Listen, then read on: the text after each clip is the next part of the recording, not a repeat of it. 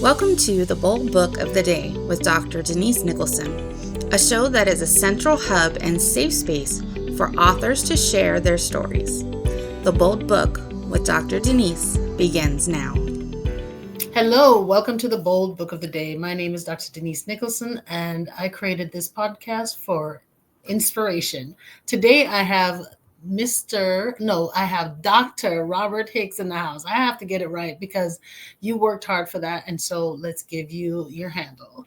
Thank you for joining me. I appreciate you coming this morning. I've been looking forward to speaking to you about your book. Welcome, Dr. Hicks.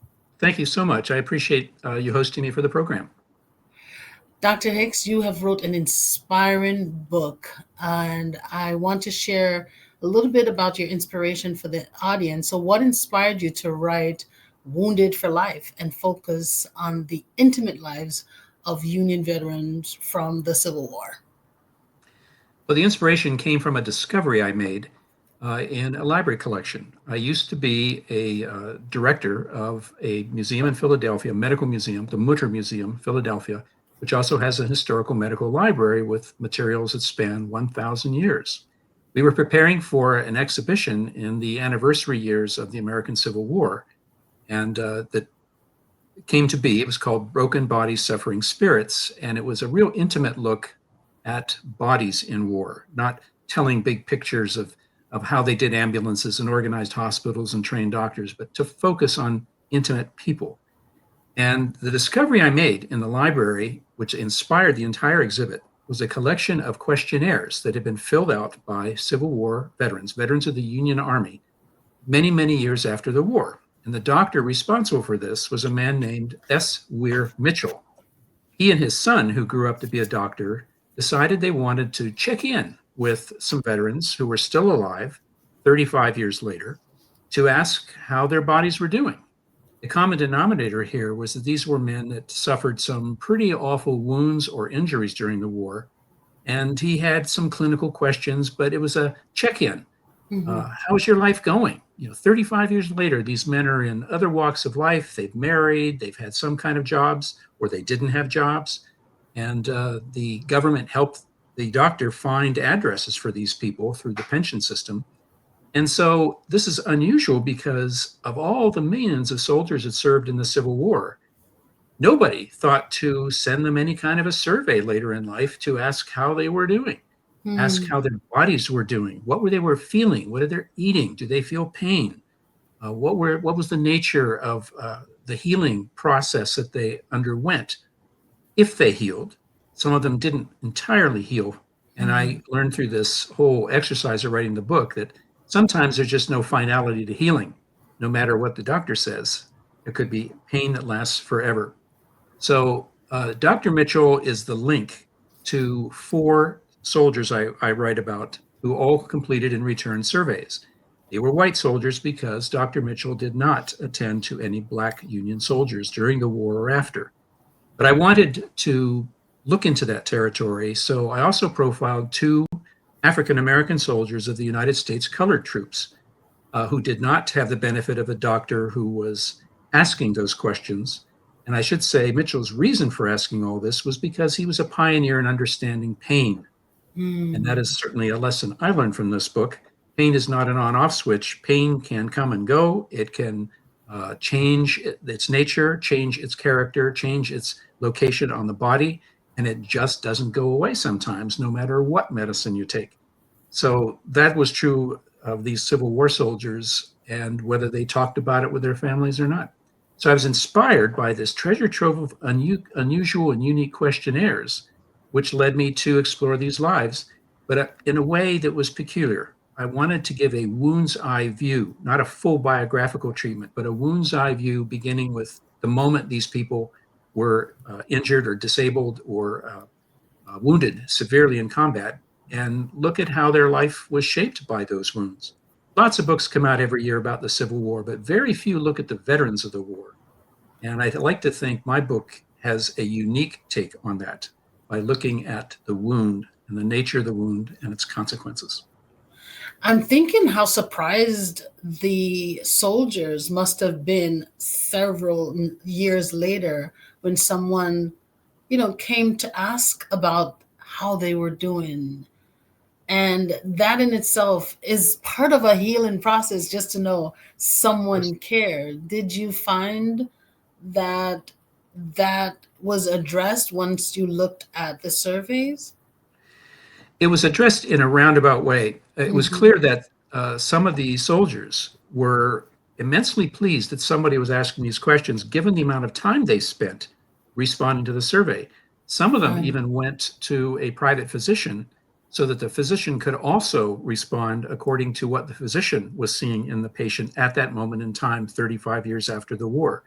So you Mm-hmm. had essentially 2 points of view coming back to the Mitchells, the father and son Yeah. Mitchells, giving pretty intimate information that perhaps these men never even discussed with their families or didn't want to, but they were willing to share with a medical investigator.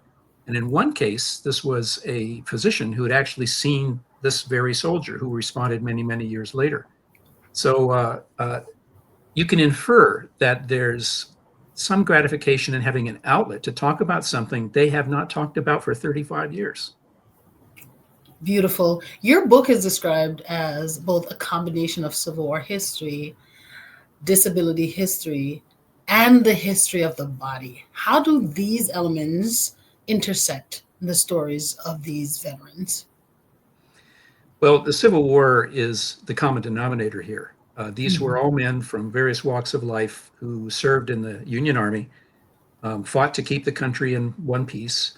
And in the case of the African American soldiers, there are larger ambitions here, of course, to prove manhood and to secure citizenship and Mhm. recognition as citizenship. So that's the common piece.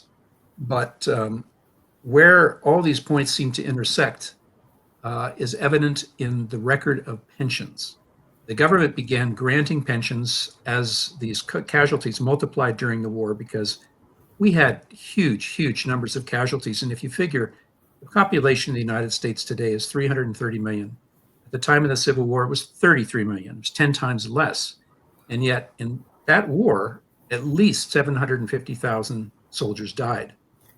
If that was scaled up to today's terms, that would be between 8 and 10 million dying in a civil war in our own country. And that's just an Mm. unfathomable number. Impactful, So yes. these soldiers applied for pensions. And this is what was the backbone of my study because those pension records exist. The federal government has them all. And some of Yeah. them go on for hundreds of pages debating what's going on with this body, whether it's pensionable or not. The pension had to evolve as the years wore on and people grew older and the character of their recovery changed. And so the government liberalized pensions as time went on, but people had to reapply and be reexamined. So the Mhm. record of the intersection is really sitting in front of an examining doctor years after the war to see if you rate getting a pension or if you should get an increase in your pension. So you have to document, here's what's wrong with me. And then the Yes. physician takes this on and says, here's what I think is wrong with you. So you get the Yes. two perspectives. So the doctor's perspective comes into this picture, the soldier's perspective, the veteran, the disabled person's perspective comes in as they try to articulate what's going on in their bodies. The one thing that doesn't get pinned down in these reports is the nature of pain, because anyone could step forward and say, well, I'm a soldier. I've got pain all the time. And Right. who's to say that you're not experiencing pain? If a doctor could see, oh, well, you had an arm amputated. Okay, you must have felt some pain there. That makes every sense in the world. So we'll give you a pension. We can see it. Right. But if you come in and you don't have that kind of an obvious Yeah. disability, Injury. Mm-hmm. you have to explain what's going on. You have to have a common language with the doctor, which may or may not be possible if you've never seen doctors before and have these kinds of intimate conversations. This was particularly true with the African American soldiers, Yeah. one of whom was not literate. So everything that is written down about him or recorded that he said is written Mm. down by a white soldier, a white doctor, who may not be understanding exactly what's being said. But the convergence comes through in the pensions. And if this sounds like something fairly distant from people's experience, it's worth remembering that all of us who work in government, in private business, and get pensions, all those pensions are derived from the original Civil War pensions, which was the first big national experiment in how to do this. Mm-hmm. You talked about how pain is different for each person and how it's easy for you to see and that an amputation may be painful for someone, and how the African American soldiers probably couldn't even articulate their pain if it wasn't that obvious. And we look at that era and this era, and a lot have changed. But what do you think still remains for veterans of color and veterans that are trying to articulate pain in this era? I, We haven't answered all the questions today about mm-hmm. pain. Dr. Mitchell, in his work, realized we have to put pain in different categories because the experiences can vary considerably depending on how the nervous system, which is where pain is manifested, how it's behaving in the body. He's the only one working on this problem during the war. He wants Yeah. answers about pain. Mm-hmm. And the uh, the how this conveys to today is Mitchell's writings and his case reports on Civil War soldiers at the time of the war and after talk about pain in a way that veterans of combat experience pain today, with one little difference. In the Civil War, the predominant weapon was a rifle firing a Mm-hmm. bullet known as a mini ball, named for a French officer who invented it wasn't a ball, it was a bullet. Mm-hmm. And if this bullet struck you and it had been fired about 300 or 400 yards away, it would make a hole in your body the size of a thumb going in. And if it passed through your body, the exit wound would be the size of your fist. For that Mm-hmm. reason, surgery was a very complicated business. And this is at a time when uh, viruses and bacteria, sources of infectious disease, were not pinned down yet. That happens Right. after the war. They understand that infection is sure to come if you can't treat a wound, or if it's a wound in a part of the body where you have to open up and repair an organ. It couldn't be done at the time. So they just had to set you aside and hope you recover best you could. But veterans of the wars recently in Iraq and Afghanistan have experienced injuries and wounds that have not been seen in warfare since the time of the Civil War, because they're improvised weapons that blow up Humvees and mines that soldiers could step on and then lose a limb as a result. Now, since the Civil War, wars have been fought with rifles that fire high velocity rounds that leave different kinds of wounds.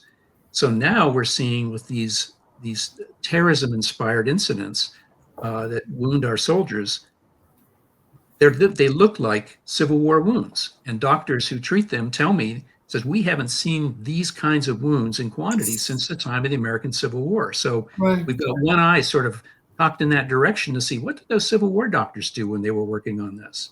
But the understanding of pain hasn't really advanced all that much since then. We understand a great deal about the nervous system, but all those different categories of pain Mitchell started to identify are now collectively known as complex pain syndrome. The idea Mm-hmm. that there can be different gradations of pain, and for some, we don't understand still today exactly how they happen, how they change over time, how they may go away. And so some of the treatments are still, as they were in Mitchell's day, a bit experimental at the same time as they're therapeutic. We're not exactly sure this is going to work, but let's try it and see if it does. When I was a pediatric nurse, I remember having two patients. One was a toddler, and he had suffered burns from his in a large percent of his body. And then the other was a teenager. I believe she was 16 years old, and she had broken her arm. And I thought, oh my goodness, I need to be very vigilant with the pain management for the toddler, when in fact it was the teenager who had broken her arm that I felt I couldn't catch up to her pain. I couldn't control her pain for long enough time. And I remember that because pain is, what the person says it is. And she may have had, because of her age, it's harder for her to cope. And because of the toddler's age, even though a large percent of his body was burnt and he must have been in a lot of pain, he was able to handle this very well. I don't know if it was because of the support of his parents, but there's so much to what you're saying now. And when I look at it, I realize that really pain is what you say it is, but there's so many different aspects of this pain and why it's managed, and how 35 years later someone can still have pain. It may be different, it may absolutely show up differently, but tell me your story, and why is it so important for you to get this message out? What was it like for you being a boy and growing up? Well, as far as me growing up is concerned, relatively unspectacular, except that I lived in a lot of places. My father was military. I had a stepfather in the State Department. So I didn't actually experience white America as the majority population until I was about 10 years old. And I did have experiences being a kid who explored where I was injured in a rock climb, well, a mild hike. It was supposed to have been when I was a Cub Scout in Taiwan, and a rock hits me in the head. I still have the scar and required emergency treatment. I also had to go through the rabies shots because of a dog bite when I was overseas. So I've had a share of calamities. But in every case, I always felt confident that there was care available. Being a military dependent, to go to a military hospital overseas, but not always. And even though there were other hospitals and the language was different, healing people were always there. And I always felt confident about that. It was interesting, though, in reading about these soldiers and studying their lives and their bodies and how their bodies are experiencing war and pain, that expectations were a bit different. Back in that day, if you were sick, really sick, you didn't go to hospitals, or injured, you go to hospitals. Hospitals were places where poor people went to die. Doctors came to you, made a house call. And your primary care provider in any case was a woman in your household, a mother, a sister, cousins, maybe a neighbor who administered to you. And whether it's the diet, whether it's trying to deal with a wound, that's where your help is coming from. So for soldiers like the ones I'm writing about, dealing with hospitals is a first-time experience. And military hospitals could be scary places. But as the poet Walt Whitman found when he started volunteering to go to hospitals and become friendly with lonely, sick, and sometimes dying soldiers, he said a hospital was not necessarily a place of misery. It could also be a place of discovery, and where it's self-discovery, as well as discovering something about the people you cohabit the planet with, both the caregivers and fellow sufferers. You get a different view of life and mortality through all that experience. A veteran in the hospital today, it's the same thing. We tend to parcel off veterans coming back, and this is part of my answer to your question, and I'm getting a little long-winded about it. I also was active duty military for a while. I was never in combat. I was never wounded. But I was certainly very sympathetic to those who were and wondered about their lives as they sort of exit the military stage. Where do they go?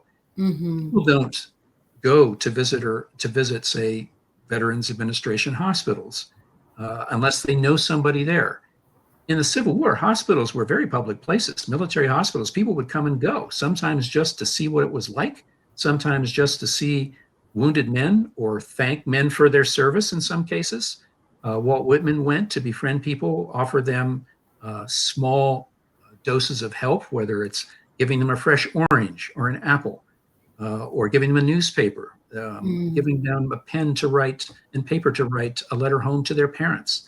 He would do things like that because nobody else was doing it. And yet people would come and go. Hospitals were very public places.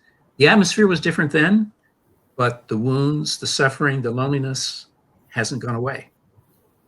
Time has changed, because you said that hospital was a place where poor people would go to die, and how home care was priority, was the best care. The physician would come or the provider would come to the house. And now it is a little bit turned so differently where it's flipped. Mhm. Home care or hospice care is now where people, a lot of people who are um, have illnesses that are, you know, potentially a death. You know, I don't want to say, I don't want to say but it's, let's say it's something that we don't expect people to survive. They will be placed on hospice now, and Mhm. the home care is where the home is where they'll get their care. But Mhm. then now the hospital is a place of healing and Mhm. a place where people go to discover and to find out what's going on, and not just a place where it's the end, it's the last stop. It's Right. most likely a place, because I'm a nurse practitioner hospitalist. I work in the hospital, and we are discovering and researching and doing a lot to impact longevity of life. And so it has made a big turnaround, and I can appreciate how different it is, and how important it is now, and how important it was then, for us Mhm. to see it for what it is and appreciate the people that were coming in to give aid, to give a little bit of hope and a little bit of help, and an orange here and a prayer there, you Mhm. know. Now you also mentioned that this comparative study that you did of the war and the veterans, it focused on the body through the time Mhm. to the end of life, right? Mhm. Mhm. Why do you think that perspective was so important, or is so important? I think that the perspective is important to begin with on where Civil War history writing is concerned. Civil War books come out all the time. I mean, it's a subject that never goes away. There's always something new to say, and it gets revisited over the times. But it's always usually focused on the larger political issues or individual Hmm. personal experiences, how the families, the home front. That's gotten a lot of attention recently. But we lose track of them after the war. The veteran, where does that veteran go? What does that veteran do? And I tried to look at the larger life circumstances of these veterans and to answer a question in my mind: how much of what they are now doing in 1890 or 1880 has been determined by that particular injury, or has that injury really inhibited the life choices that they are trying to make and follow through? And in a couple of cases, the wartime injuries constrained future life in big ways. And I'll give you an example of that. Uh, the soldiers I write about are really a cross section of America at this time. I've got two of them are Irish, one is German, one is of Dutch descent. The two African Americans, nobody knows for certain exactly what their lineage is, but obviously it comes back to Africa and it comes back through the slave trade. One of the men I write about apparently escaped from enslavement to join the Union Army. The other one had been a free man living in Cincinnati and actually served in the war as a substitute for somebody else. But the, uh, the looking at the wounds and the injuries, this one man I wanted to single out, an Irish man named Dunphy, who came to New York as a fresh immigrant. He had some family connections, which is probably why he came to the United States. He had some people, but he got swept up in the war, decided to join the Union Navy. And he had a very, very high risk job as a coal heaver. In other words, he was below decks heaving coal into the boilers to make the ship run. Now, that's very, very dangerous work. It's very, very hard work, but also the atmosphere is full of coal dust and anything could ignite it and explode. Hmm. He's in battle and he's taking some ammunition up to the upper deck where a battle is raging at sea, and an enemy shell explodes and it takes off most of his two arms. They are what's left of his arms are amputated within hours, and so he's left with two stumps, no arms, no hands. He recovers enough to leave the military service. He goes and joins some relatives for a time, but he needs help. He needs somebody to accompany him everywhere he goes, to open doors, to help serve food, to go to the bathroom. He needs all that. He gets married, and believe it or not, even under these circumstances, he manages to father 14 children, 4 of whom die in infancy. But he moves to California, where he's given a job, which the government did for men like him, as a messenger in a shipyard. So he walks around with a satchel from office to office. People put papers in or take papers out. He doesn't have to do anything except walk around. He gets paid for this. So he gets a salary and he gets a pension. But it's not really enough to support the family and have the kind of household he wants. So he's always asking for more. The problem is, this man doesn't really have a lot of intellectual skills. He, aside from being a messenger and being a father and trying to run a household, he's a man with missing his arms. He becomes a bit of a local celebrity because he becomes an alcoholic. And when he gets his pension money, the first thing he does is pay his bar tabs, and his family gets what is left. The pension record on him is voluminous because even a pension investigator came to investigate the life and tried to understand how best to maybe reconcile husband and wife, because the wife is separately going to an attorney trying to get help to get the pension sent to her first. She will make the decisions. But ultimately, what happens is thorough investigation takes place. Many people were interviewed, and all of this is documented, so you get a very, very intimate sense of the neighborhood, the friends, the business people, the saloon keepers, all who are part of the universe of this man. Yeah. And what you get is a sad picture. These veterans, and this is one thing I learned from the book, is these veterans had to have 3 different selves. They had to have a civic self, which they exhibited to their work environment, to just people on an everyday basis. They had a pension body, which they represented only to pension authorities to negotiate pensions. And they might present themselves very differently there than they do to their families. And then they have the veterans. The veterans become a major political force. And by the time about 1900 rolls around, the number one expenditure of the federal government is pensions for these wartime soldiers, who are now, of course, getting pretty old, and whatever injuries they had are now coming back to haunt them. So this man Dunphy would go to his fellow veterans for their meetings. They would hold him up. They would take his coat off and hold up his stumps so everybody could see, and they'd all applaud this. When he goes back into the civilian world, he's not going to get that kind of treatment. He wears a cape to disguise himself. But he is known for stumbling around on the sidewalk because he's drunk. And that becomes a perpetual problem. And in the end, the government decides, we just can't limit this veteran. He served his country, he lost his arm, so he gets the last word. Yes, we understand he and his wife are living in very different spheres. We understand that he's paying bar bills all the time. We understand that he's known for his drinking exploits and getting so drunk he gets into fights in bars and can really kick the bejesus out of somebody if he wanted to. But he gets in the newspaper, and he's always referred to in every venue of life as the armless veteran, Richard Dunphy, the armless veteran this, the armless veteran that. So he's tagged with that for life. Cannot escape that label. And even a few years ago, in the community in California where he lived, they did a Veterans Day celebration, and they wanted to highlight some hero, veteran hero from the past, and they picked on him to be celebrated and written up in the local newspaper. And even the local newspaper headlines, over a century after this guy had died, reads, armless veteran, blah, blah, blah, blah, blah. He cannot escape that tag. That tag drove him through the rest of his life and drove him down the rest of his life. So that's a good example of trying to get on, manage your life according to a middle-class view of a family and home, and being defeated every time by your inability to get past being the armless vet who gets drunk.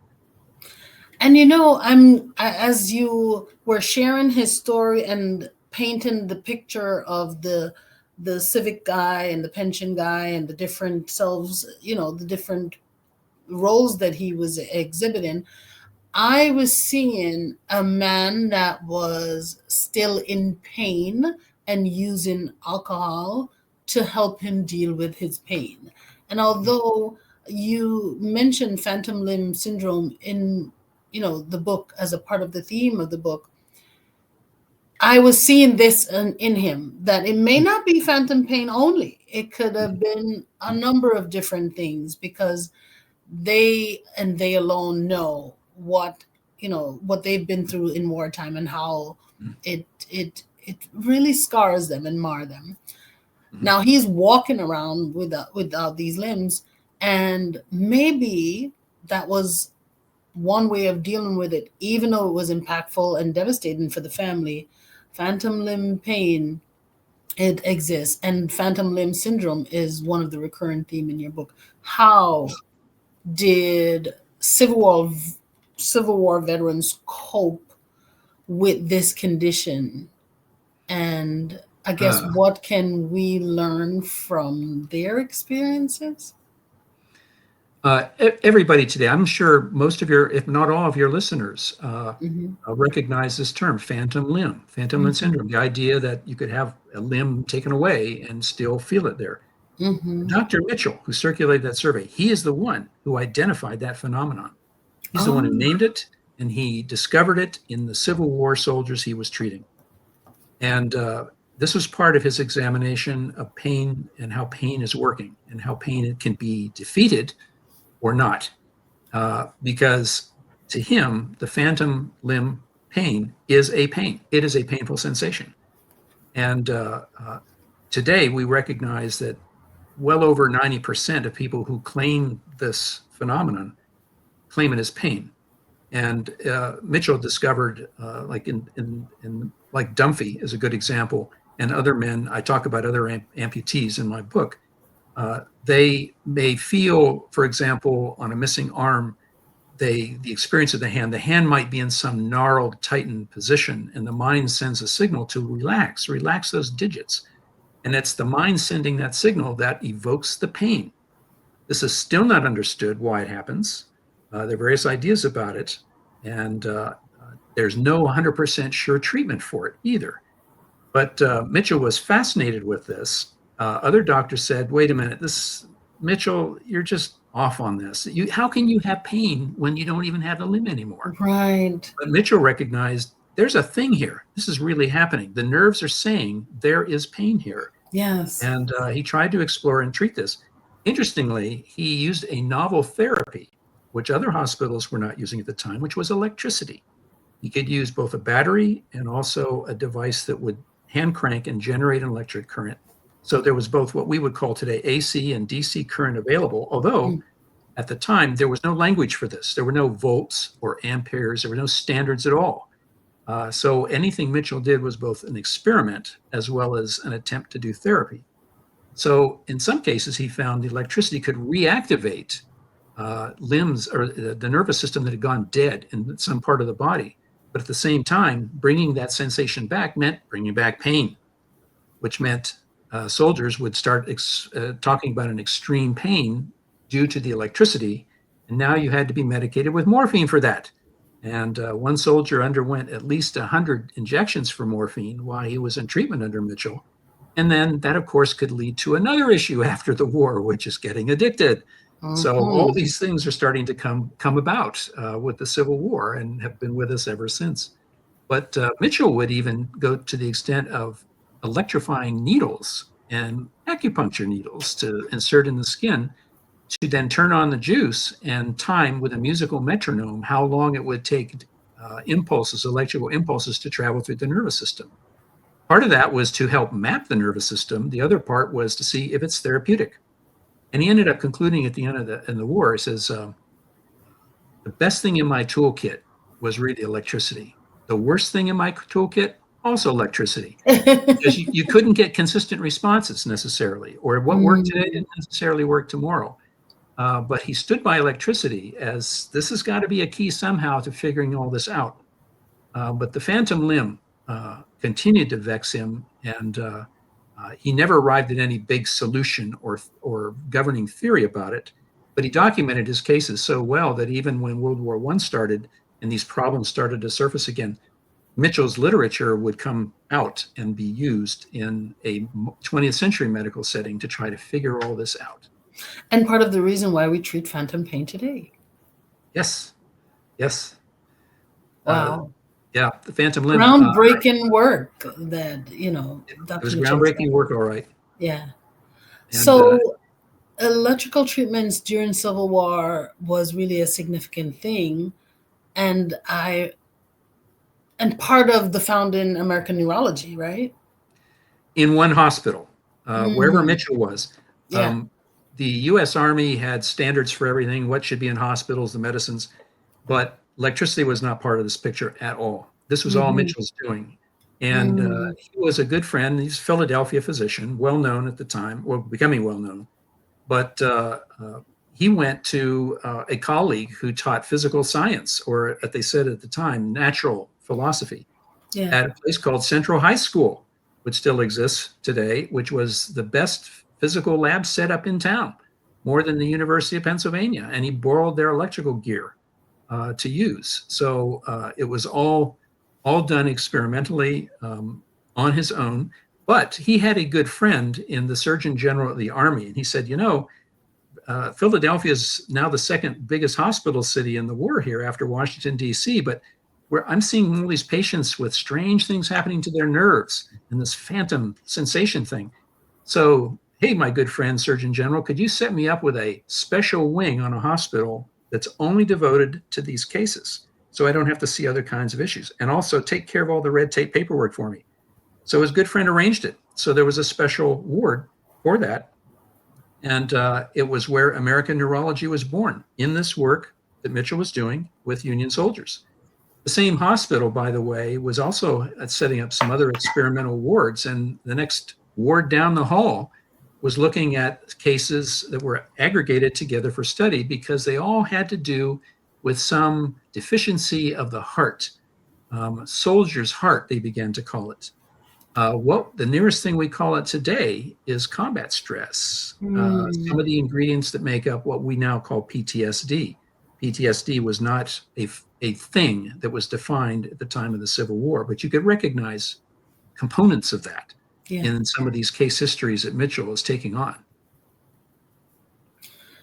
You've written a compelling book. So, what do you hope readers take away from Wounded for Life? I hope veterans take away a few points. One is the Civil War is not ancient history.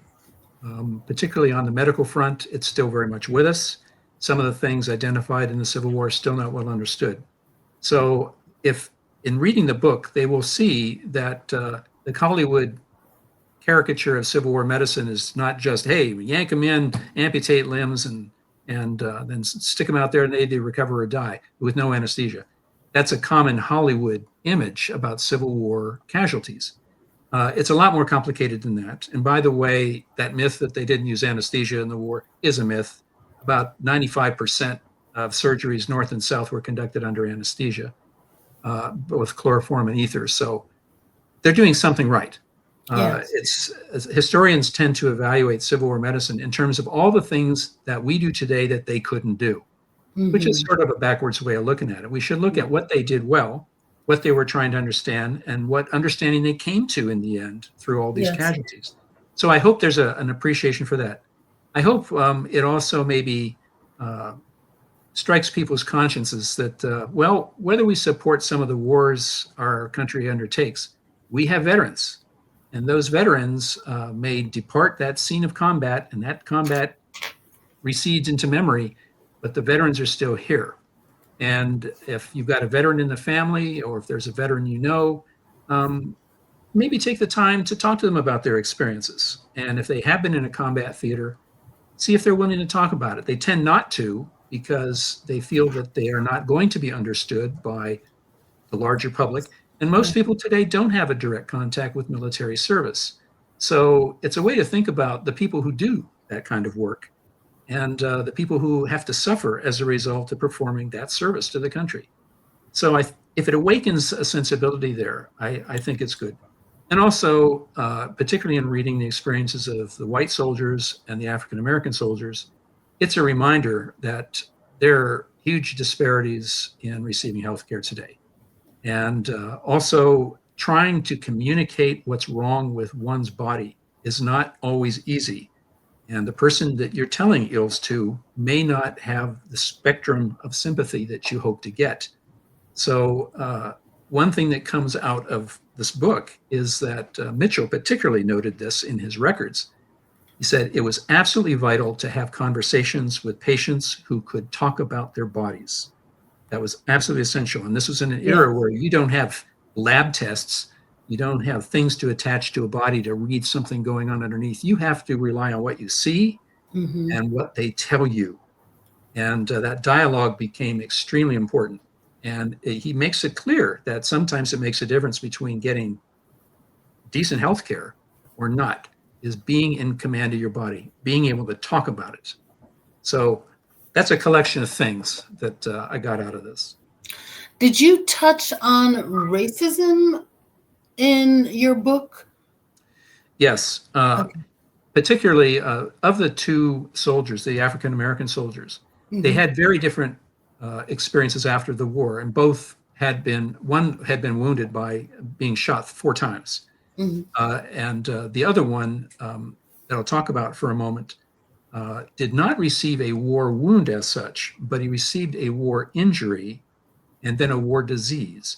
The injury was he was sent down to Petersburg, Virginia, at the last moments of the war when the Confederate forces were holed up and tried to break out of Petersburg, Virginia, just south of Richmond, and make their escape, where they were finally halted and Lee surrenders. The war is technically over. But he's sent down there, and this was now World War I warfare. It's trench warfare. Both sides are in trenches, and they're firing at each other over trenches and attacking each other by getting out of the trench and being shot down like World War I. Well, this man's name is Presley Dawson.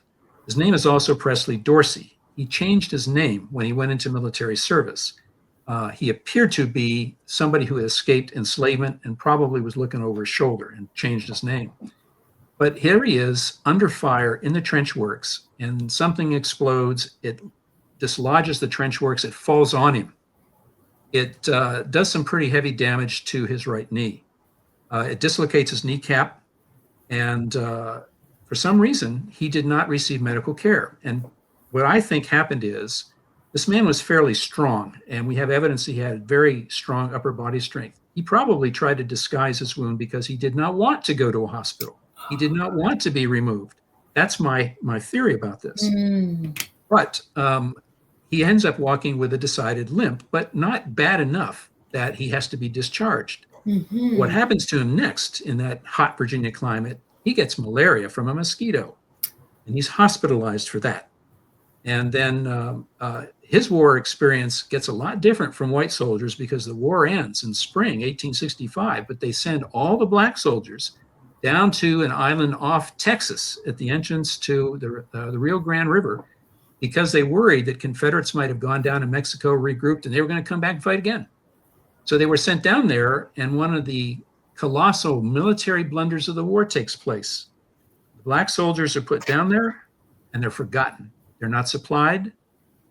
These men are deposited on essentially a sandbank. They have to make their way inland to Brownsville, Texas, which is immediately opposite of a Mexican city named Matamoros. Temporary hospitals set up. He gets recurring malaria again, because once you get it, it can come back. Over 80% of the soldiers out there are now getting scurvy because they can't get fresh fruits and vegetables. Mortality starts to go up. The Army completely, absolutely forgot they were there. I mean, we're talking thousands and thousands of soldiers that were just left there on their own. And in October, they're finally brought back when it's judged that the threat is over, but the Army is in no hurry to make any big announcement to the world. Oh, by the way, we screwed up here and didn't supply these soldiers, and a lot of them died because we just forgot about it. Well, our man Dawson was one of them, but in civilian life, it's interesting. He does not apply for a pension, and I think he doesn't because his main interest is finding a corner of Maryland where he's not going to be bothered, where he has an opportunity to farm and raise a family and earn some money for himself and be self-sufficient. So he goes to that quiet corner of Maryland, but in 20 years, his body's starting to fall apart. He gets a pension examination for the first time. He has not claimed a pension for 20 years. But it's the knee. He goes before a doctor, and this is the first report we get. His kneecap is not where it's supposed to be. The two bones that come up the leg are off to the side, poking up into the skin. You could see them through the skin. And so this man has been living in absolute agony.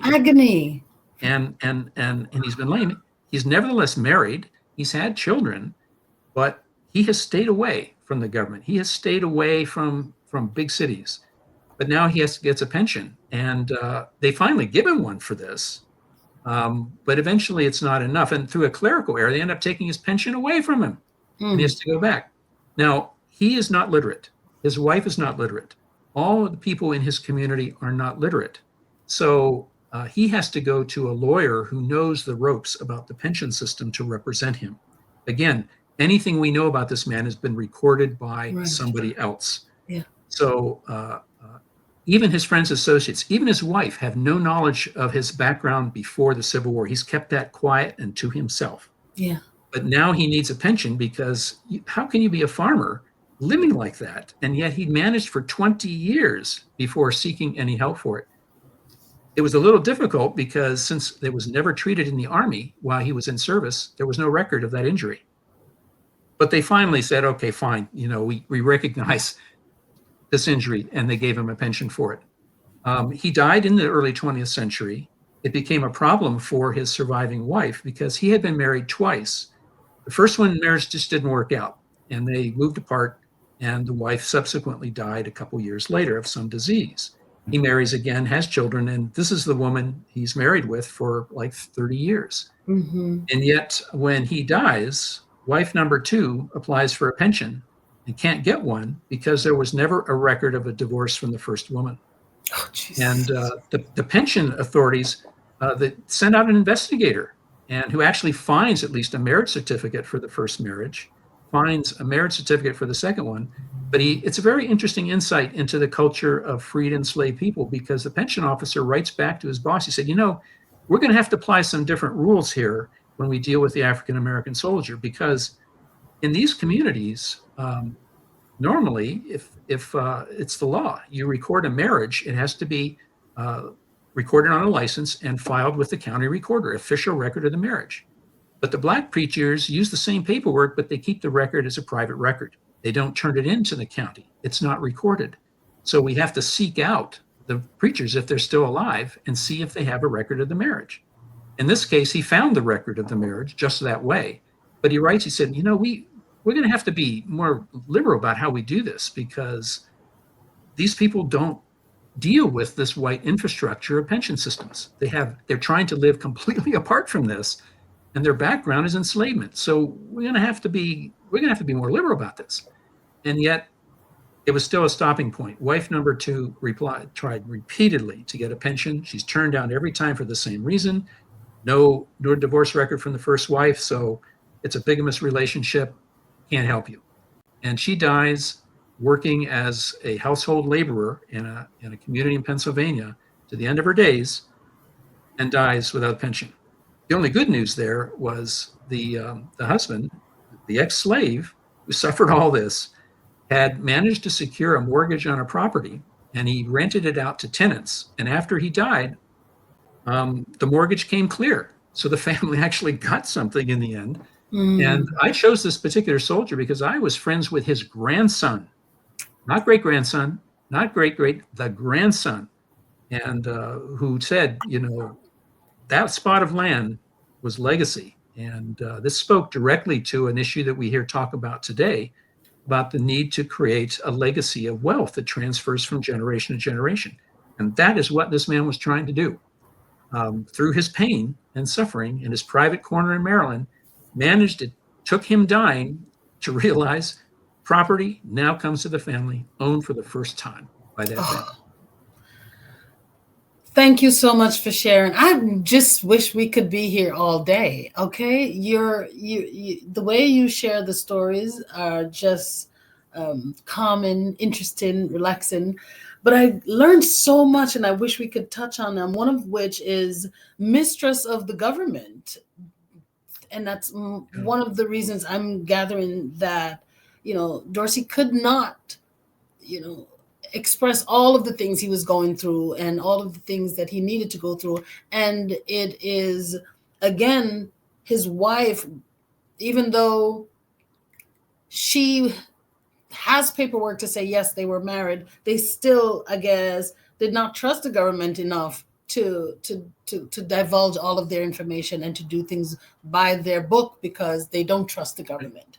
A Right. second thing, what a resilient man.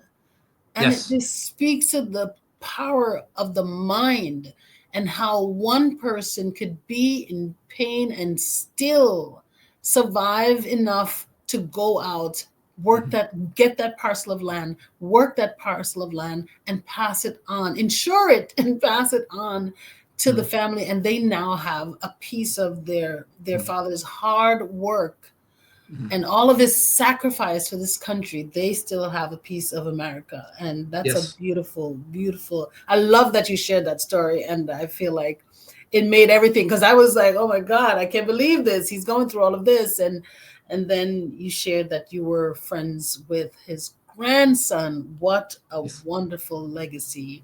Thank you for sharing. I love telling that story about him because not only because of the connection through the grandson that I became very friendly with, and both of us, it turned out, were living within just a mile and a half of the first and largest federal training camp for Black soldiers in the war, where his grandfather trained. And so you sort of feel the ghost presence there, but also become acquainted with members of the family. When I ran a Civil War exhibit for 6 years at the museum, which I mentioned at the outset of the conversation, I was able to borrow the only surviving memento of that man's life, which I illustrate in the book because there's no photograph of him that survives. And it's a badge that he would have obtained at some kind of a veterans meeting where there were people that had these template badges to wear, and they would stamp into them your name, what state you came from, your regiment, and so forth, and you could wear it. And his wife, the one that kept claiming a pension, kept bringing that badge every time as say, this is the identity that I hold on. This is the only thing I've got Yes. materially from my husband. This is all the proof that I can give you that I was living with this man. Yes. And I was very pleased to have borrowed that badge for exhibit during the 6 years. And the family today is very conscious of this. You have one family member who's a professor of economics at a university in Tennessee. Another one's a police sergeant. They're it's exactly the kind of family that if Dawson Dorsey could come back today, would just be proud as punch to be able to Yes. acknowledge what his family's become, and all Yes. because of his effort to secure that farm in Maryland. I'm so proud of him. Thank you so much, Dr. Hicks, for coming up and sharing your expertise and the historical insights to this contemporary issue. I appreciate you, and I just wish we could have more time. But before you go, there are 3 questions that I just love to ask each of my guests. Number 1 is, what's one bold promise that you can share with our audience? I think my one bold promise is the book. I intended the book in a way to be a promise to open up lives that are otherwise not visible to us anymore, and recognize these people are in ancient history. They are now. We can all relate to suffering, bodily injured, hospital visits, calamities in the news every day, and that we are not isolated individuals. We are all part of intersecting threads, and it's that sense of continuity in suffering and healing that I wanted to bring to a focus and bring to people's attention. So that's my big, bold thing. Thank you. Thank you so much for sharing that bold promise. And what's a bold statement that you can share with the audience that will cause a paradigm shift? The paradigm shift, I think, is going to have to deal with pain. We are still not there with pain. And readers of my book are going to understand that pain works in marvelously devious ways.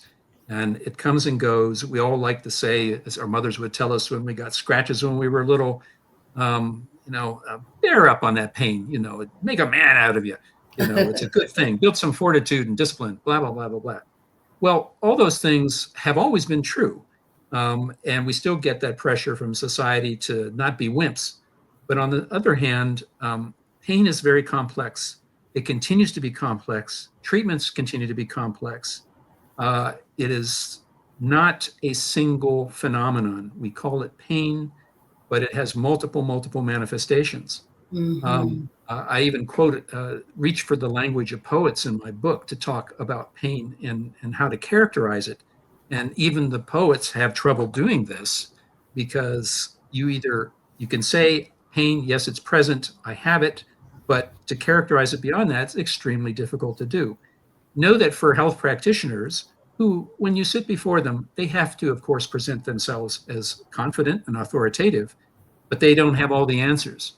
And if you are in pain, if you are trying to get medical help, I think the bold message that I want to convey here, and it's one that I'm trying to remember in my own family life, where we at the moment have extreme pain issues, not me, but my spouse, Mm-hmm. is to be articulate about this, to be as precise as we can, to engage with the healer, not assuming they're the expert with all the answers, but to embark on a mutual exploration of how it's working, how we can defeat it, or at least reduce it. Mutual exploration. That's the paradigm shift that I'm trying to live by in this family. I appreciate you mentioning that because, pain is an ongoing, we need to do ongoing research with this. It's an individual perception and there are no universal measurement, no matter how we come up with different ways to measure it. And it influences our emotions and our psychology. So thank you for mentioning that. I appreciate you. One more question before you go. What's a bold move you'd like to make in the future? Well, the bold move is the resolve to do another book. And I have an issue I want to pursue, but this time it doesn't involve the exploration of pain, at least not physical pain, but it's also something that deals with the Civil War and its immediate aftermath that other people aren't writing about. And it's more of a road trip. Thank you so much for being obedient to the mission of the veterans and sharing their stories. I appreciate you and I wish all the best. Where can the audience find you so they can learn more about these endeavors that you are planning on doing? And where can they buy this book? Well, the book, Wounded for Life, is Indiana University Press. And I'm glad you asked, because if they go to the Indiana University Press website, that's easy enough to find. They can search on, once they're there, they can either use the title Wounded for Life or just my name, Robert Hicks. They'll end up with two books. I've had another book published by them as well a few years ago, also on an aspect of the Civil War. But on the new book, if they order this book in the next few weeks, they can get a 30% discount on it. If on the order page, they'll be asked for a discount code, and the discount code is Union Vets, as one word, Union Vets, and that will knock 30% off the price. So how can you pass up that bargain? If you wanted to reach me directly, probably the easiest way is email, and the email address I'll give you is, I'll spell it, LOXOD as in David, ROM as in Mary, Loxodrome 053 at gmail.com. Oh my goodness, I appreciate you. Thank you so much for being a guest today, Dr. Hicks. Oh, thank you so much. And I am looking forward to reading your book.